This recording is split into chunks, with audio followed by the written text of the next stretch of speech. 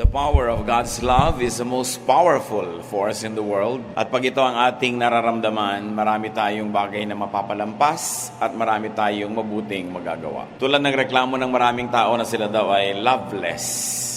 Yan ay reklamo ng marami, kahit ang may asawa, kahit kuminsan ang may boyfriend o girlfriend, they still feel na their life is lacking in love. At yan po ang ating pag-aaral ngayon, pinamaganda natin, Surviving Lovelessness.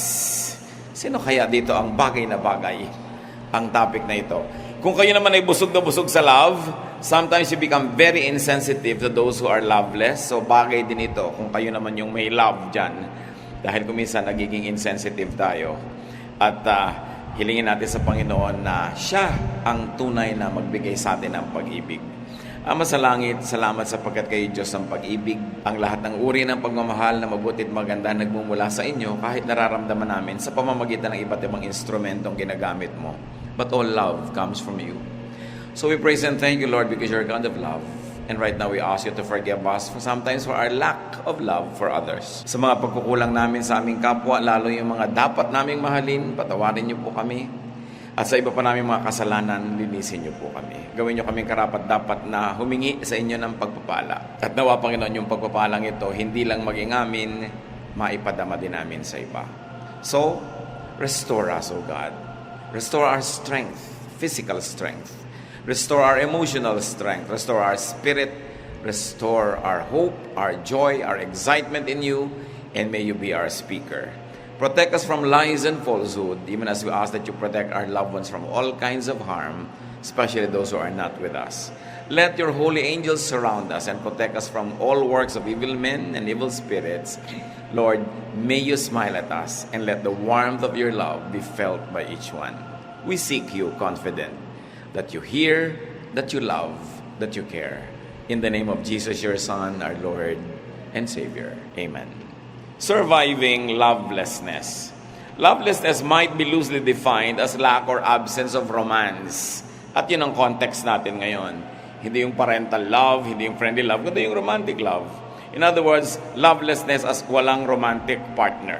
Ang message pa rin ay mahalaga yung love life ng mga tao at importante na pinapahalagahan natin kung ano yung mahalaga sa ating kapwa. Pag-usapan muna natin yung lovelessness type A, yung wala talaga. No? Kasi yung lovelessness type B, na pag-uusapan din natin, meron naman pero parang wala rin. No? So, ang pag-uusapan muna natin, yung talagang wala, zero. Yung walang papa, walang mama. 1 Corinthians 7:1-9, sabi ni Paul, "Now I will answer the question that you asked in your letter. You ask, is it best for people not to marry? Well, having your own husband or your wife should keep you from something immoral. I wish that all of you were like me." Paul was single, But God has given different gifts to each of us. Here is my advice for people who have never been married and for widows. You should stay single, just as I am. But if you don't have enough self-control, then go ahead and get married. After all, it is better to marry than to burn with desire. Si Paul dito, hindi siya nagbibigay ng hard and fast doctrine. Nagbibigay siya ng isang informed opinion of a very godly person. Kasi si Paul, pag nagtuturo yan, may sinasabi siyang, itong sinasabi ko sa inyo, galing talaga to sa Diyos, ha? Meron kumisa siya sinasabi, ito galing lang to sa akin. Opinion ko lang ito. Nilelabel niya yon. This one, hindi niya nilabel. But because this kind of teaching is not supported strongly anywhere else in Scripture, we like to think that it is a godly opinion, but nevertheless, still an opinion, and it cannot be made into solid doctrine. What is important to notice here, brothers and sisters, is that the people of Corinth were writing. Pagka ba nabiyuda na, dapat pang mag-asawa or not? Talaga bang dapat na kantsawan at ipagtula ka mag-asawa yung mga nasa edad na hindi pa nag-aasawa? Sabi niya, alam niyo, kung ako kayo, kung hindi rin lang kayo naglalagablab sa pagnanasa, no? At kaya niyo namang babuhay ng wala niyan, mabuti patularan niyo na lang ako, single forever. Sabi niya, pero kung wala kayong control sa buhay, single nga kayo, pero kung kanino kayo nakikiangkas, mag-asawa na lang kayo para tahimik ang buhay nyo. What we see here is that Paul survived lovelessness. Remember, lovelessness is romantic love, ha? Kasi laging yung godly love, meron lagi yan, eh. Paul even recommended that singles remain so. This is not the ideal. But this is at least exemplified. Hindi ito ideal, Hindi ito must. Hindi ko mo sinabi ni Paul, lahat tayo ngayon ay susikapin na natin gawin yun. Sabi niya, meron sa inyo cut out for merit. May mga taong parang baging, hindi makakatindig ng hindi nakapulupot kung kanino. So sabi, kung baging kayo, di pumulupot kayo.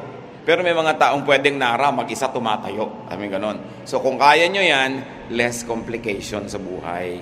No? So it is not the ideal, but at least Paul showed that it was doable. Pwede. That it was even feasible. Na may advantages yun. And he even recommended it in certain contexts. Especially for those who can serve God much better without a romantic involvement. In other words, sacrifice ka kung talagang gusto mo, pero sinunod mo pa rin yun. Kaya nga may mga ibang religious vocation, di ba? Nagmamadre, nagaganito, hindi sila nagkakaroon ng benefit ng romantic love dahil sinasabi maglilingkod daw sa Panginoon.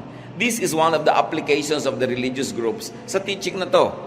Rightly or wrongly, they applied it that way. The major lesson here, brothers and sisters, is that people can survive lovelessness. People can survive romancelessness. Yun naman kasing iba, 3 linggo pa lang na walang papa, tatalo na sa tulay. Naglalakad na ng tulala, hindi na mapakali at para mapag-iiwanan na ng panahon. Yung iba naman, dahil nag-end ang kanilang relationship, abay gusto na rin magpakamatay. Marami tayo nakikitang ganyan. Kung minsan nakikita nyo, may lalaki pa nando sa ibabaw ng matataas na mga sabitan ng mga billboard sa EDSA at tatalon dahil yung girlfriend niya, iniwan siya. The end of a romance is not the end of the world. Dapat malinaw yan. Kung nakahiram ka ng romance sandali at tapos nagwakas, abang una mga tupagin, magpasalamat ka sa Diyos at nakahiram ka kahit sandali. At ngayong nabawian ka na, huwag kang magtampo o magalit sa Diyos. Ang problema ng loveless, hindi ko minamaliit, pero mild. Naiinip, nalulungkot, nananabik, nangungulila. Diba? Pero hindi nagka-crisis level.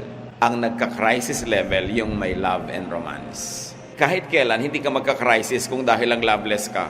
Parang kulang, matabang, matamlay, pero hindi ka talaga yung halos agaw buhay. Hindi mangyayari sa yan. Ang nag-aagaw buhay, yung may kapartner talaga. Tapos nagkaroon ng biglang rapture, biglang nagkahiwalay, biglang kinaliwa siya, biglang nagkaganon. Yan talaga ang parang natureteng turumpong nagpapaikot-ikot na walang pupuntahan. Pero wala pa naman nagkanda ikot-ikot na gano'n dahil lang naiinip o nalulumbay.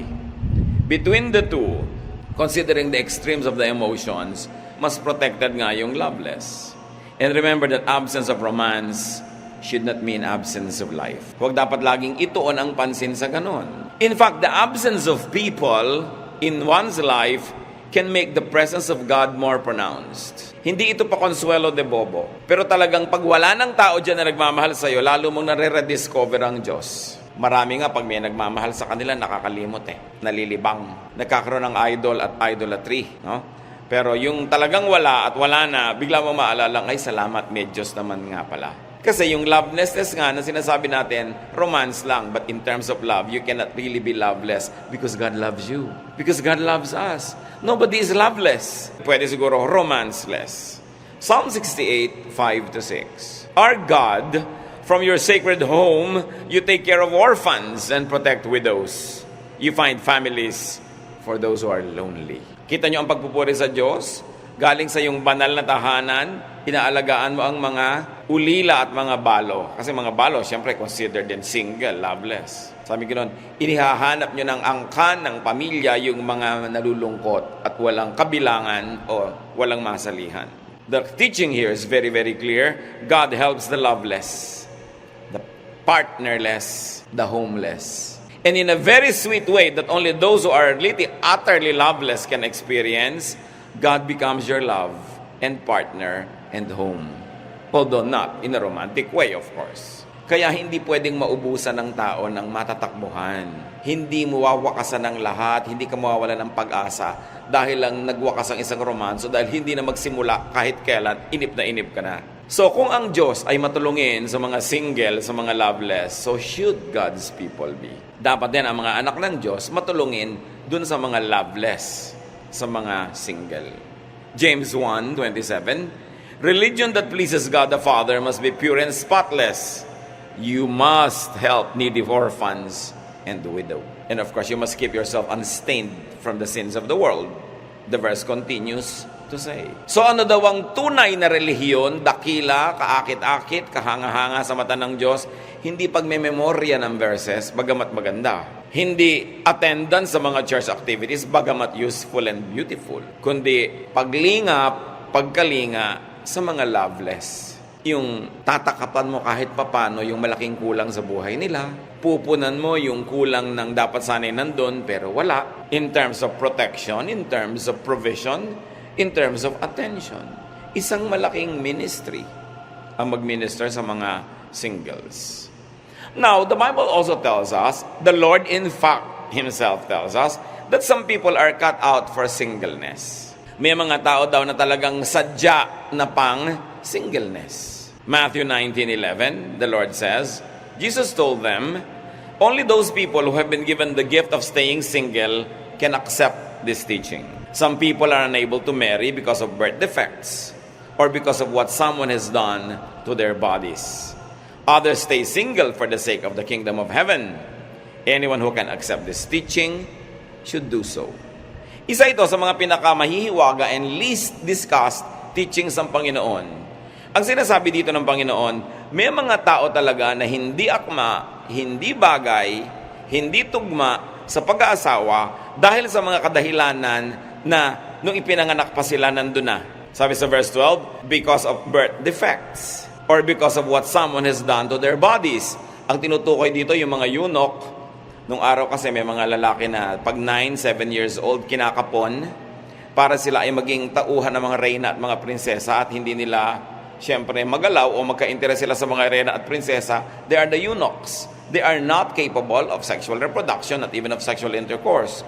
So, sabi, something was done to their body, so definitely they will not be cut out for marriage. Pero sabi naman iba, because of birth defects. Yung iba kasi in-oversimplify nila yan, yung mga issues ng pagpapakasal. Sabi, siyempre, lalaki, babae, magpapakasal, mag-iibigan sila.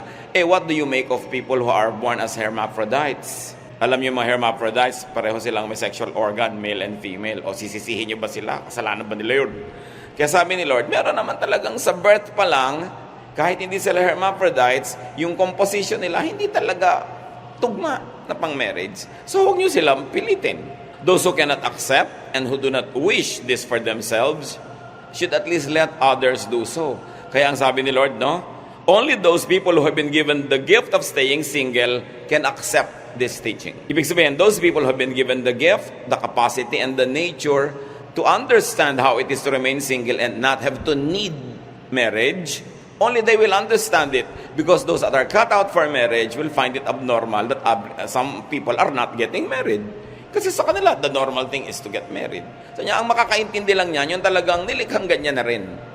So, ang mahalaga ngayon sa mga taong cut out for marriage, magpasalamat ka, wala kang birth defect, wala kang birth issues, wala kang inborn issues, so you are cut out for marriage, magpasalamat ka, enjoy it, and be supportive of those who are not like you. Kasi sinasabihan ng talagang pure religion to be supportive of people who are needy or who lack things that you have in abundance. So Jesus says that some forms of and some reasons for singleness serve godly agenda. And they serve the expansion of the kingdom of heaven. Ang Lord mismo ang nagsalita nito, pero napakakonti na nagtuturo nito, ni bumabanggit. Kasi nahihirapan sila sa topic na ito na medyo unconventional. So as we have said, those who enjoy wedded life and wedded bliss should thank God for that kind of life and remain faithful and kind to those who are not like them. Some lessons we learn here. If some people are indeed cut out for singleness, do not overstrain yourself or others just to have a romantic partner. In other words, don't get married just for the sake of doing so. O ipinanganak ka, hermaphrodite, nalilito ka kung sino ba talaga ang attractive sa'yo. Huwag mo nang dagdagan yung malilito pa, sarilinin mo na lang yan.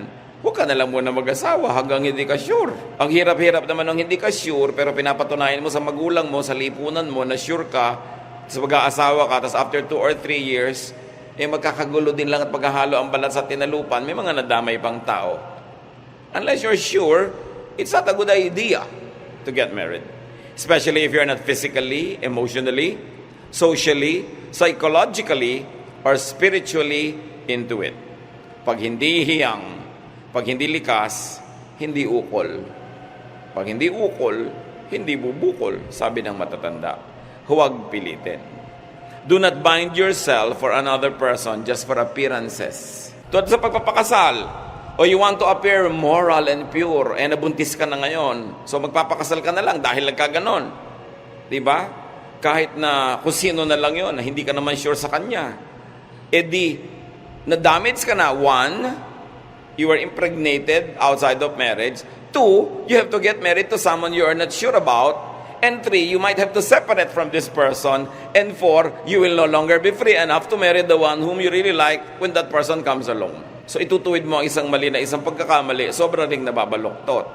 Do not get married just to save face. Lagi may nagtatanong sa akin, Pastor, yung pong anak namin, 3 months na, ipapakasaluban namin. Kung nag-iibigan ba yung dalawa, hindi na sure yung mga yan. Hindi pala sure sila, bakit nyo naman ipapakasal? Kasi nakakaya sa mga kapitbahay. Sabi ko, kahit naman ipakasal nyo yan, pag nanganak yan, magbibilang din 6 months pa lang nanganak na. Machichismis pa rin yan.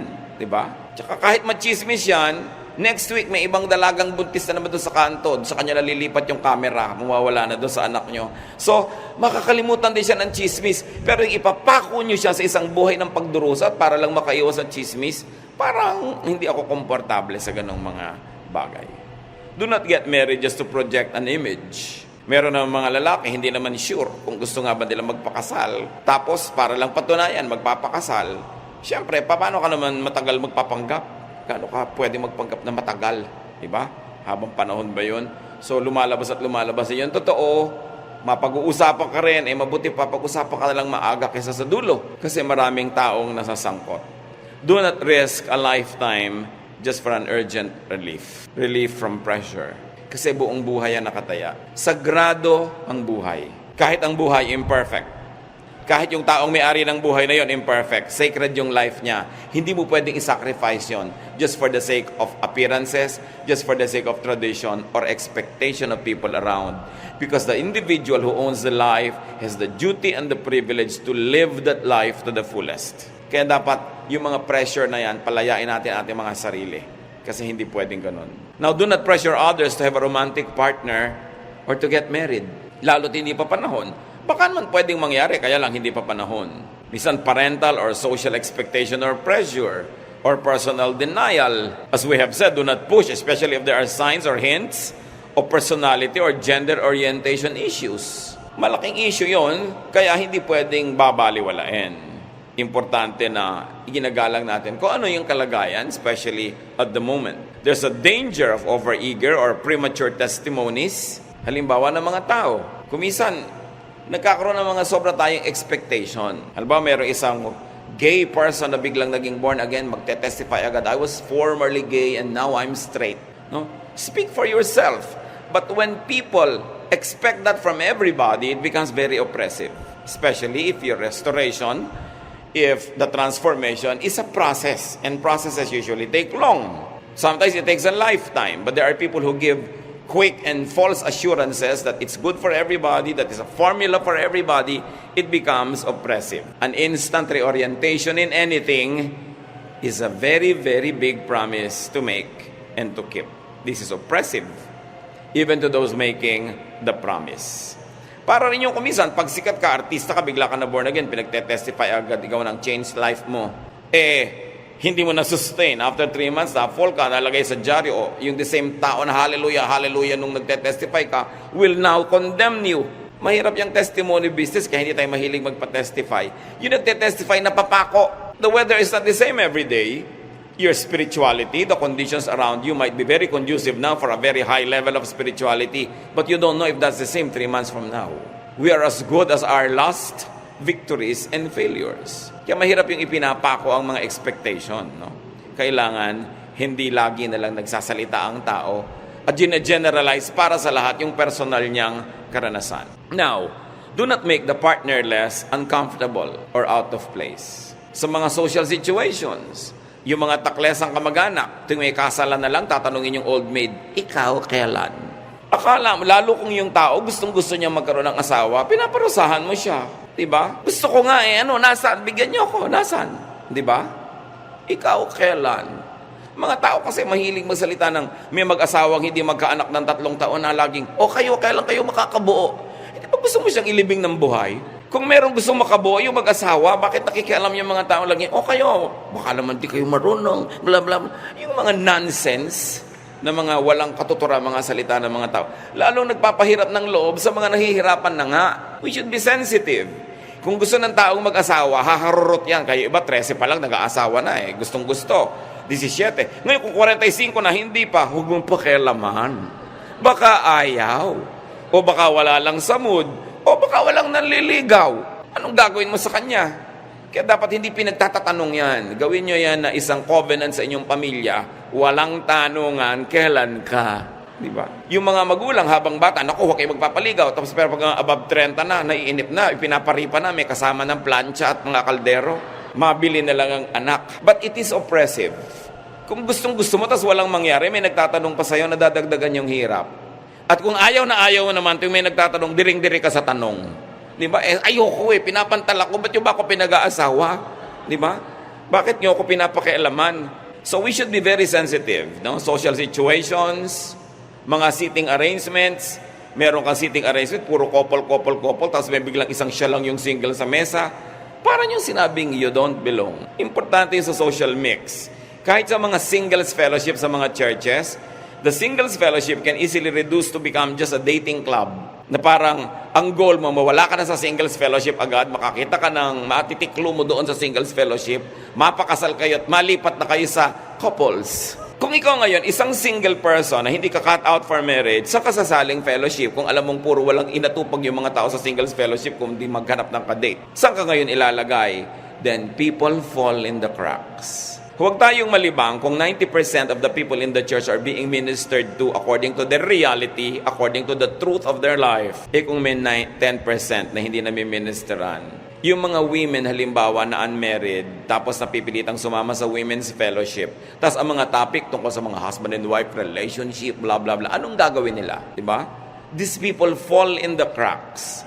And you must notice that the attention of the Lord Jesus was not on the majority who are happy and normal, but to those who fall in the cracks.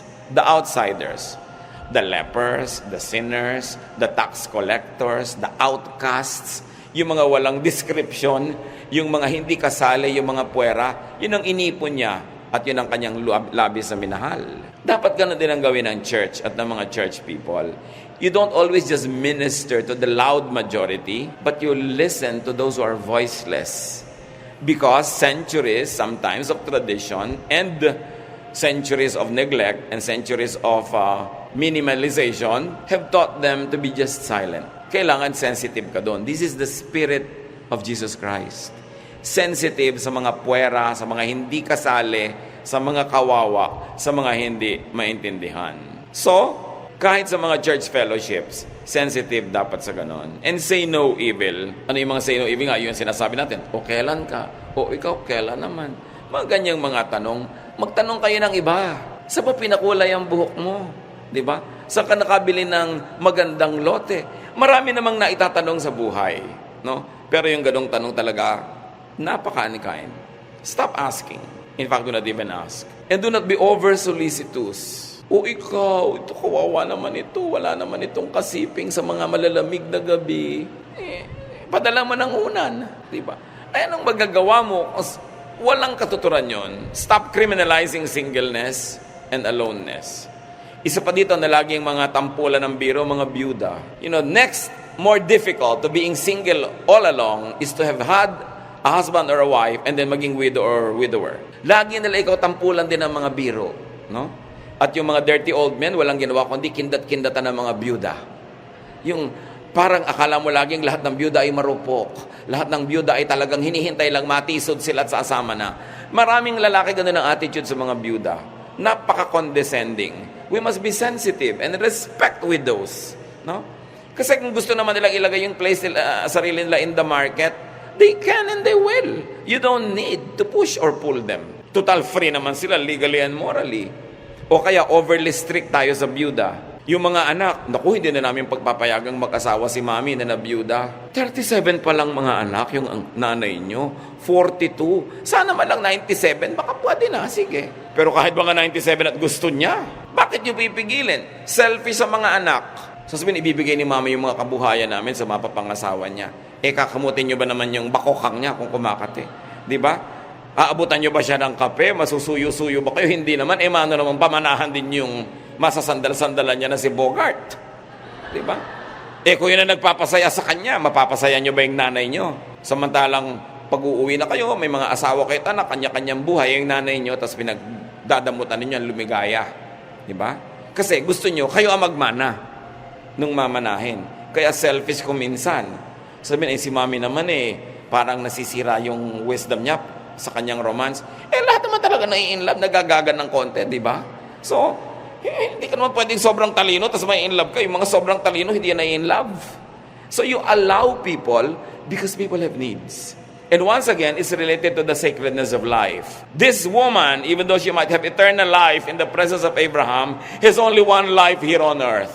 And if she didn't live it to the full, if she didn't have all the happiness that's available to that life, kulang at nalugi siya doon. Mahalaga, igalang natin yon from the point of view of the person who has the life that must be lived. So do not prey on vulnerable widows or lonely singles. Huwag pansamantalahan yan. May iba pang pagsasamantala sa widow na ginagawa ng mga religious people nung araw, kinriticize ang Panginoon. Mark 12:40, but they cheat widows out of their homes and pray long prayers just to show off. They will be punished, most of all. Ito yung mga religious people na kinukumbinsi yung mga byudang i-donate ang minana nila sa church. Sabi, padasal-dasal pa sila makakaba. Ang intention lang naman nila makuha yung mga naiwang kayamanan doon sa byuda. Sabi, grabe ang punishment sa mga ganyan, mga nagsasamantala.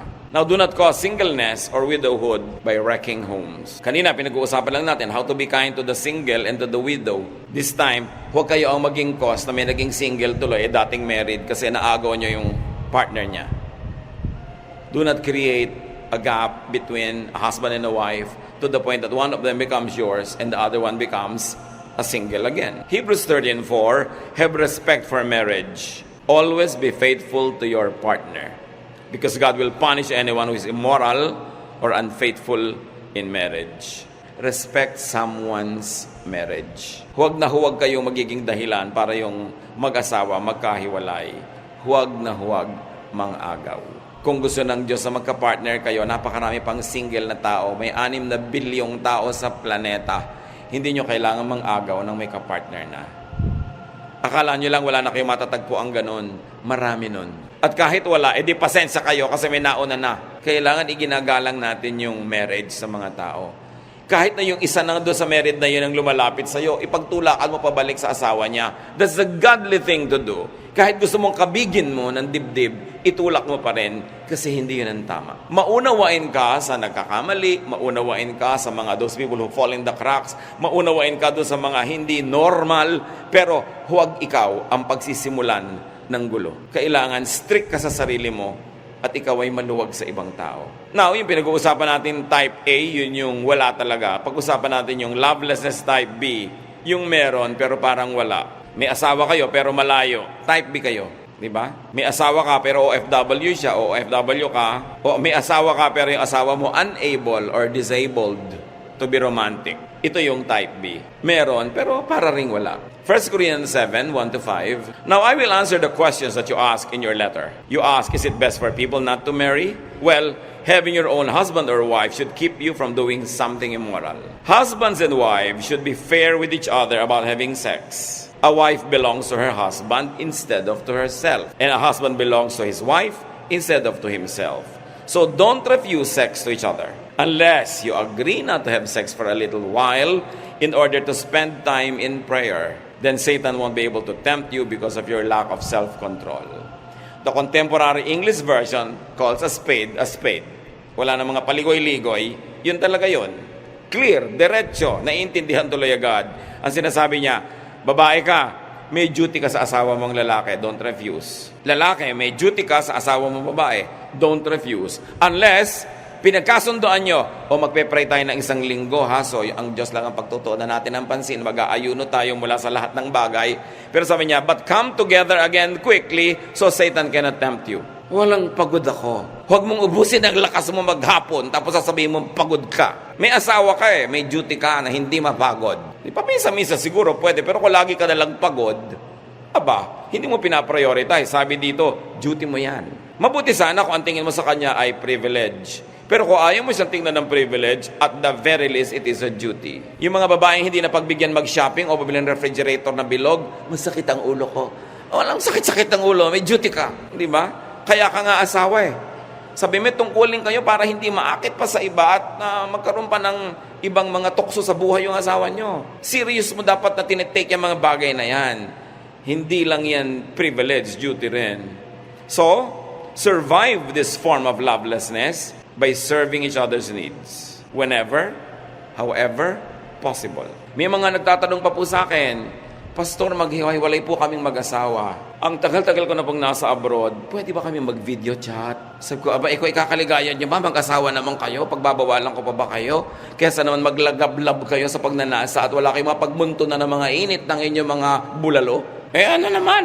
Kasi meron daw nagsasabing huwag, mag-asawa na nga kayo. Everything is permissible in the marriage bed, for goodness sake. Yung iba kasi pagka-relihiyoso at biblical, mag-asawa na nga, napakarami pa rin tsetche, buretche at bawal. No? Hindi na Diyos ang nagbabawal niyan. All you have to do is look at your anatomy, and God has placed in your anatomy all the right nerve endings in the right places para kayo makiliti.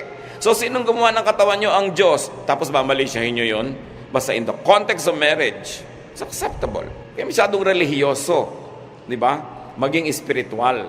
Look also at the law of nature because God is the author of the law of nature. Do not demonize your desires. Do not demonize your pleasures. Especially if it's in the context of marriage. Kailangan ng pati mga mag-asawa makalaya na sa napakaraming mga gapos na inilalagay ng simbahan. Hindi Diyos ang naglalagay. You must always isolate what God teaches and what the church tradition advocates. So kailangan gumawa kayo ng paraan para magkaroon kayo ng mga hindi naman ipinagbabawal ng Diyos na kasiyahan sa buhay. Survive this form of lovelessness by setting limits to absence or separation, unavailability. O may out-of-town trip si Mr., hanggat maaari, no more than 2 nights. Sa 3rd night, gumaganda na ang chambermaid. Gumaganda na ang receptionist. Sa 4th night, pati magbabalot, gumaganda na. Okay? Although marami namang magbabalot na likas talaga maganda. Pero hindi mo tinatagalan yan. Kaya ang problema nga ng mga OFWs, ganun eh. Paano kaya kami, Pastor? Sabi ko, alam mo, para sa akin, hindi ko naman i-impose sa inyo ang aking pananaw. Kahit kayo medyo mahirap, pero magkasama kayo, mabuti na yon. Kaya sa mga luho ang buhay nyo, magkahiwalay naman. Magkasawa ka pa, magkahiwalay din naman. So kung meron kang immediate need, kailangan bayaran, utang, o sige, gawin sandali. Pero meron kayong usapan, hindi tayo matetempt, huwag nating habaan. Kasi dapat ang mag-asawa talaga magkasama. Kaya napakalaki rin ang pagkukulang sa atin ng ating bayan, ng ating gobyerno na hindi tayo mabigyan ng mga provision na ang mag-asawa hindi na kailangan maghiwalay pa. Pero palagay ko, kahit paraisong ekonomiya sa Pilipinas, marami pa rin mag-abroad kasi talaga mahilig mag-adventure ang mga Pinoy. Hindi lang dahil sa pangangailangan, mahilig talaga. So isama nyo, bitbitin nyo ang asawa nyo. Yung iba naman, magkasama na, magtatanong pa sa akin, medyo malaki po ang gastos namin, pauwiin ko kaya sa Pilipinas si Mrs. Kung magtigil ka, magdiyan kayo. At least pagkasama kayo, nag-asawa ka pa. So kayo, mga hindi pa married, huwag nga kayo mag-asawa kung nasa plano nyo naman, hindi rin kayo magsasama. Ba't ano pa? Mahalaga, pinapahalagahan yan. Kaya kami partner para hindi ka na mag-adultery. So it's doubly wrong to commit adultery when you already have a partner. While it is wrong to do that when you don't have a husband or wife, it becomes doubly wrong.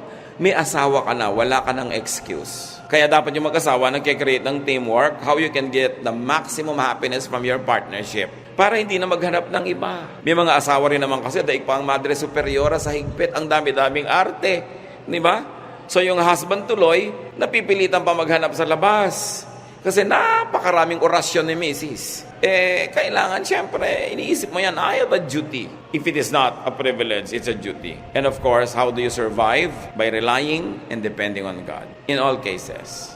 Mas malakas ang presensya ng Diyos sa ating buhay, mas konti ang mga kulang at gaps na kailangang ihanap pa ng pupuno. Psalm 42, 5-6, Why am I discouraged? Why is my heart so sad? I will put my hope in God. I will praise Him again, my Savior and my God. Now I am deeply discouraged, but I will remember you. So sa loveless, sa romanceless, put your hope in God. Remember God. Hindi ito panglibang lang. Meron itong malalim na katotohanan. Pag sinerious mo ang relasyon mo sa Diyos, kumisan nga kahit asawa mo magmumukhang abala pa. Magmumukhang excess baggage. Pag punong-puno ka ng Diyos, gusto mo puro Diyos, kahit anak mo, kahit nanay mo, kahit sino, parang kahit wala sila pwede. Kasi dapat ganun ang tao.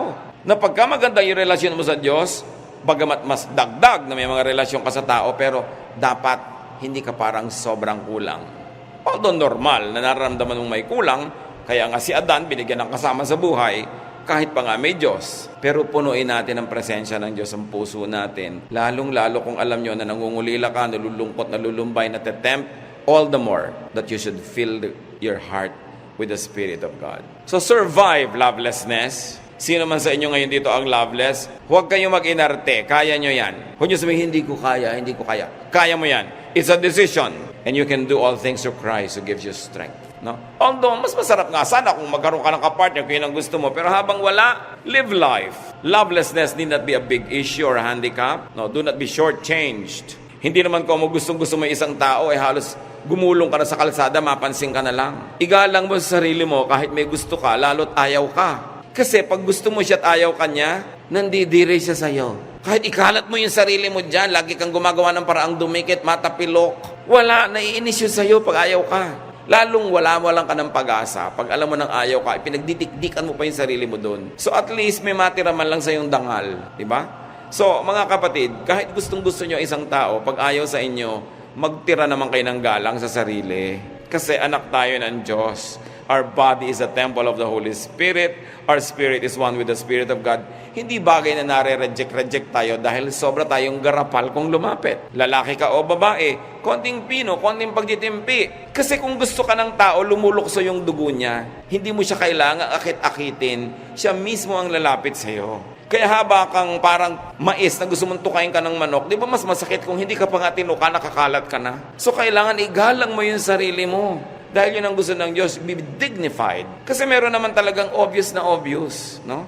Parang bulating namimilipit na kinakagat ng 7 langgam, tuwing nandito yung crush niya. Crush! 37 anyos ka na. Crush! Ibagay-bagay mo naman yung arte mo sa iyong edad, di ba? So, importante, siguro magbigay ka lang ng konting pahiwatig ng presence mo, pero huwag mong masyadong i-hard sell lang yung sarili. Lalaki ka man o babae. Kasi, mas nagpapakababa ka, lalong nawawalan ka ng pag-asa na magustuhan. Importante. And then get on with life. Get a life because you have romance. Get a life in spite of not having romance. Now, kung kayo naman yung punong-puno ng pag-ibig, sabi nyo, hindi naman para sa akin yung topic, but you're still part of the solution. Because sometimes sa inyong pagiging puno, nagiging insensitive ka tuloy. Tinitake mo for granted yung nararamdaman ng mga taong walang kapartner. Thank God that you have romance. Thank God that you have a romantic life. But be kind to those who don't. Like Jesus. Be understanding. Be nourishing. Be accepting. And be supportive. Help the loveless survive. Yan ang ministry mo. Pasalamat mo sa Diyos na ikaw ay may love. Tinutulungan naman yung wala. So, kumisan gumagawa ka ng mga event. Halimbawa, alam mo, Noche Buena, marami kayong mga kamag-anak na mga single, walang mga pamilya.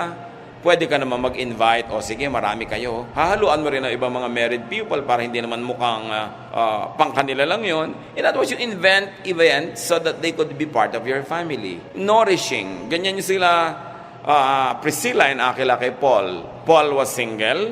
Si Priscilla and Aquila, walang ginawa kundi invitein sa bahay nila si Paul. Pakainin, suportahan, samahan sa lahat ng lakad. Ministry nila. Alam niyo si Paul ang daming nagawa kasi may Priscilla and Aquila. Kasi may couple, usual, normal couple that supported this unusual, over-aged, single worker called Paul. Marami siyang nagawa dahil may mga nag-support sa kanya. So, pasalamat tayo kung hindi tayo nangangailangan ng support, then let's be the ones to give it. Don't judge people. Don't measure people according to what has been, according to tradition, or according to what is conventional. Every person is unique. You don't make a person conform to any mold because every person is unique. Let the love of God be enjoyed by you if you're loveless, and let the love of God flow through you if you have this romance and you can be more supportive of those who don't. This is Christianity in motion. This is high religion. Ama namin, salamat sapagkat kayo Diyos na maibigin at nauunawaan nyo ang lahat ng bagay. That even the Lord Jesus in His unmarried state in this earth, O Lord, understands how it is not to have a romantic partner. Turuan nyo kami, Lord, to be sensitive kung kami yung may mga partner. At kung kami yung wala, sa iyo kami umasa. Humanap kami ng mga ibang human partnerships that are not romantic but nevertheless fulfilling, nevertheless supportive and nourishing.